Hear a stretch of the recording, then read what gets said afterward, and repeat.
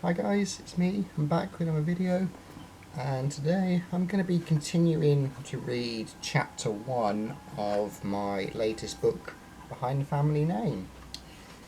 So last time, about 4 weeks ago, I started reading chapter 1. We found out that Master Shergrove there had been caught in an act of some delicacy by Teeling, the servant, and sulkily he had now gone for breakfast. So now let us continue chapter 1 with Teeling now going to enter Lady Shergrove's boudoir. So, upon leaving the young master, Teeling ascended the stairs and approached the door to Lady Shergrove's boudoir. No one better than to enter unannounced into a lady's quarters. Teeling's knuckles hovered an inch from the wood. He gave a stiff double knock and waited. Only when no response came did he permit himself entrance to the room. He found her ladyship sitting at her dressing table, and despite her nightdress, which offered a multitude of distractions to eyes less disciplined, he noticed at once that the lady's shoulders were drawn too tight, and that the reflection in the glass showed a small creasing of her brows. "Is everything quite all right, my lady?" Teeling had not yet stepped beyond the threshold. Duty forbade him to enter further without permission, even where personal feeling might have urged more immediate action. "Oh, it is you, Teeling. I thought it might have been—" "No, it's fine. I'm quite all right. Just one of those wretched migraines. Utterly intolerable." Her voice thinned. "Sometimes think these headaches will be the death of me." "Would you like me to send for Dr. Clay?" Teeling's hands remained at his side, their tightness holding back words he wished to say. "No, that will not be necessary, Teeling. I've already sent for Dr. Clay personally. He should be arriving later on." Teeling gave a stiff nod. Dr. Clay would be at the door soon enough. The man had never yet been known to be late for when he had been sent for. Plus, as both family physician and long-standing friend of the Shergroves, Teeling had come to regard Dr. Clay as something of competent enough, though not without reservation. Not that he had ever made his opinion known, nor had it ever been asked for. "In that case, ma'am, if there is nothing I may do to assist you, I simply wish to inform you that Master Shergrove is at breakfast as requested." Teeling offered a small bow as he took a half-step back in preparation to withdraw. "Thank you, Teeling. My daughter, is she too at breakfast?" Lady Shergrove returned from the mirror at last. The corners of her mouth were steady, but the skin behind her eyes had the waxy shine of someone who had already been awake far too long. "Yes, ma'am. Young miss awoke rather early. Both await you when you're ready." "I see. In that case, if you can convey that I shall join them presently." "Very good, ma'am." The door closed behind him with a silent click. He paused for half a second in the corridor, his hand still resting on the doorknob. Her ladyship's rhythms had grown fragile of late, and knew it fall to him, as it always had, to ensure they did not fracture entirely. But alone once more, Lady Shergrove relieved the heavy sigh, her hand raising weakly to her forehead. She sat motionless, focusing only on breathing through the pain building behind her eyes. "Oh, come, Constance, this will not do." The words, though spoken in her mind, carried the voice of her late husband. It was steady enough to steady her, so that her hand no longer shook as he reached into a small drawer and retrieved a small bottle. Her pills, as prescribed by Dr. Clay to dull the pain. Wonder as she tipped two of the small white pills into her palm, and then, after a moment's hesitation, a third. She wondered how much longer they would continue to dull the pain. The green glass bottle was growing lighter with each passing week, yet the migraines continued to press harder and harder, as though determined to claim more of her than she was willing to surrender. With a sip of water she swallowed, closing her eyes as she waited for the familiar numbness to spread. It came more slowly these days, never quite as completely. "Oh, Edward, be with me, please. For today of all days I fear I will need your strength more than ever." The words, though spoken to the empty room, she often spoke the words before she offered a more private prayer that the Lord may also see fit to lend his strength. Meanwhile, Edward found the dining room already laid for breakfast. Pale light filtered in through the tall windows and caught upon the polished silver and china as he sat at the table, his spine ruler straight, elbows off the cloth exactly as his father had once corrected with the flat of a silver knife. While across from him, his sister, the young Miss Clara, moved her knife steadily through the butter. Her elbow rested against the table's edge as she buttered a slice of toast with precision, and her eyes scanning a well-thumbed book that lay open beside her plate. Edward had no doubt it was another one of those damn mysteries that she insisted on devouring. "You'll let your breakfast grow cold if you continue to stare at it like that." Clara did not look up, even as she addressed her brother. Meanwhile, Edward glanced at his plate. It's no surprise to find it still there. "That's fine, I was waiting." "For Mother?" "Yes." The response came curtly, for while Edward found conversation with his sister polite enough, as a rule females, it seldom engaged his full attention for very long, and so as a result he let his mind wander. Clara hummed, finally lifting her eyes to him. "Teeling has said you would join us presently. Well, that does usually mean when she feels equal to it." There was a slight pause as her voice dropped upon the words, and barely cleared the rim of her teacup. "No, Edward, I fear these headaches of hers are worsening. Or at least they seem to be becoming more frequent." Edward's shoulders stiffened almost imperceptibly at the mark.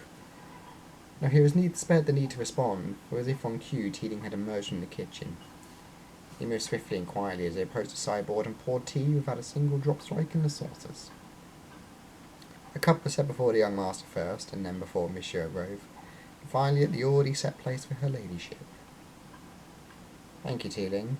Clara offered him a brief smile, her eyes meeting his for the space of a heartbeat. He returned the smile with the smallest dip of his head before he turned back to the kitchen. Edward wrapped his hands around the cup, did not blink. His gaze had drifted once more towards the door. Clara looked at her brother's white knuckle grip on the teacup, then returned to her book. "You know, Father never waited for Mother. I believe breakfast was a discipline, not a ceremony." The mention of the father, Edward's fingers tightened around the porcelain cup until the handle grew warm. The empty chair at the head of the table seemed suddenly louder than any words. But when he spoke, his voice firm but quiet. "Father is not here." "No, he's not." She offered a small nod. Her gaze drifted for a second to the empty place at the head of the table and dropped once more to her book, her hands buttering the next slice with a touch more force than required. However, her reading was interrupted when at that moment the door opened and their mother entered. Her steps measured, mouth set in its usual gentle curve. However, Clara noticed how the light from the tall window showed the faint blue shadows beneath her mother's eyes. Edward was on his feet at once. "Oh, please, Edward, you need not stand on my account." She offered a small smile as she took her head at the seat at the table. Edward sat, colouring faintly, listening the slightest of snickers from Clara, who had risen only halfway from her chair before blinking her head on it, sinking back against the seat. Her ladyship also lowered herself into a more relaxed position, the pallor behind her eyes catching the light, something noticed by both her children. "Mother, you are looking a touch pale." Clara's words, though spoken softly, carried a hint of boldness. "Another one of your heads, I take it." "Do I?" Lady Shergrove reached for her tea. "Well, I assure you, Clara, I am quite well." Her eyes darted at the still open book. "And what have I told you about reading at the table? Close that book at once." Clara bristled as she closed the book, though not before carefully marking her place.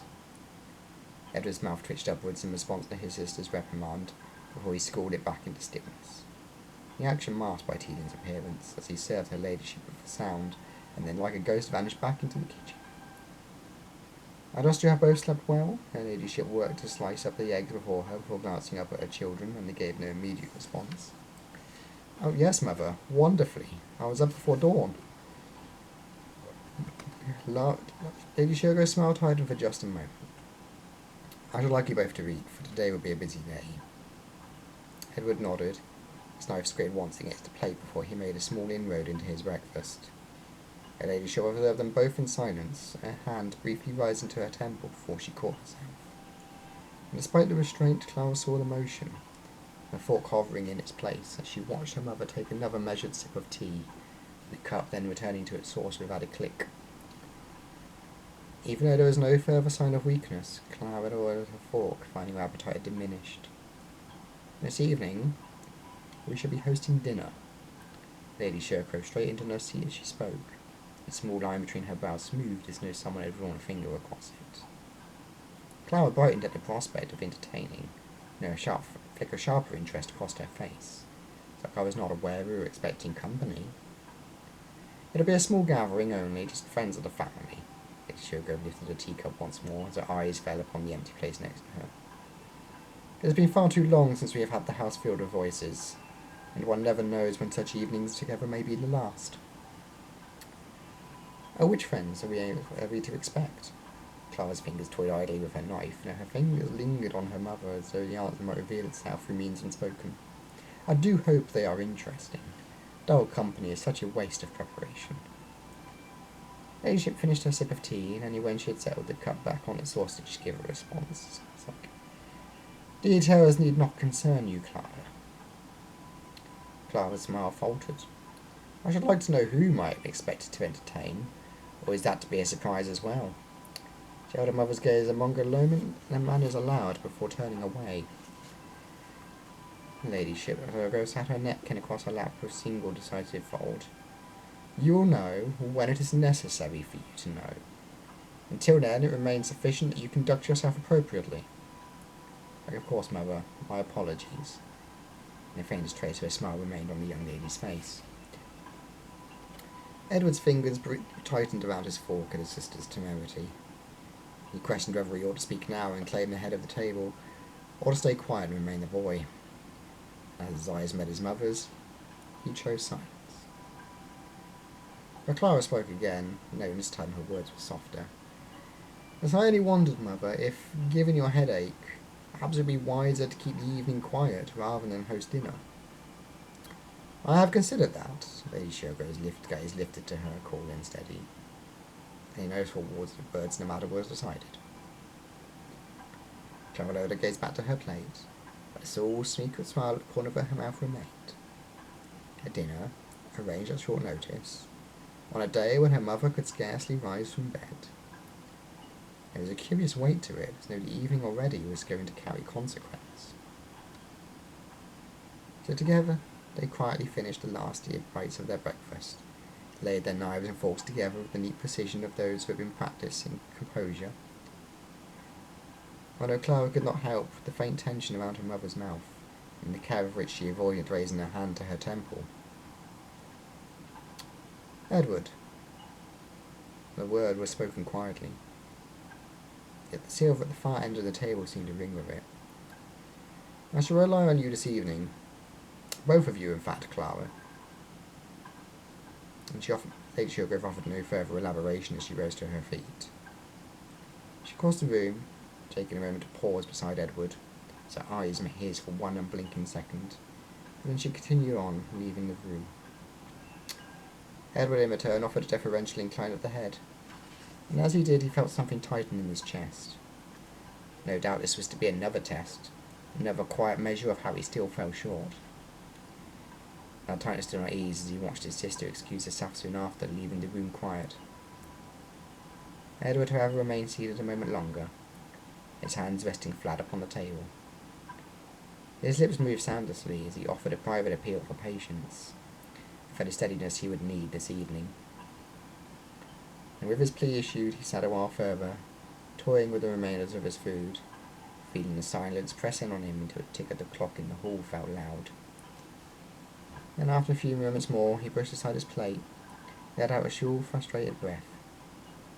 Between the stubborn essay that still demanded an answer he could not give, and the dinner now looming over the day like an uninvited judgment, the day seemed to weigh on him like a second obligation.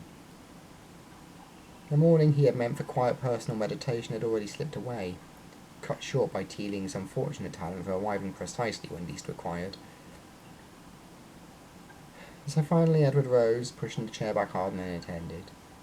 And though his hands lingered on the polished table, he was no reluctant to face the rest of the day. His thoughts were distracted by a firm knock sounding at the door, earlier than expected, and sharp against the stillness of the house. Who could possibly be calling at this hour? Edward found himself listening despite himself, a faint unease stirring behind his invitation. Mother had not mentioned any morning visitors, and dinner was not yet until evening. Yet the knock carried a certain authority, as though it had every right to intrude upon their morning. And so he remained standing by the table, ears straining towards the hallway. Whatever or whoever had arrived felt like the first crack in the day had already threatened to fracture. There we go, that'll be the end of chapter 1. If you are interested in hearing more, or would like to just go buy my book and read the rest for yourself, then do let me know, and links will be in the description for where you can buy it on Amazon. So thank you for listening, I'll see you all next time. Bye.